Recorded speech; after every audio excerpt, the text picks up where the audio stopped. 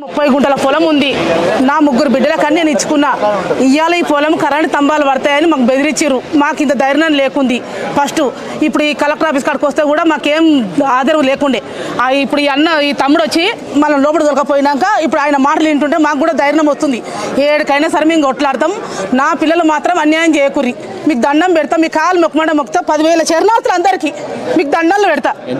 మాకు 30 గుంటల పొలం ఉందా, 30 గుంటల పొలం కూడా మొత్తం పోతుంది అందుకే.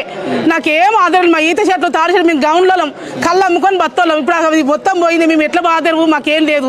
అందులో ఇంత బియ్యం పండించుకొని తినేది. ఇప్పుడు మాకైతే కిల బియ్యం కొనుక్కొచ్చుకొని తింటట్టు కూడా లేదు.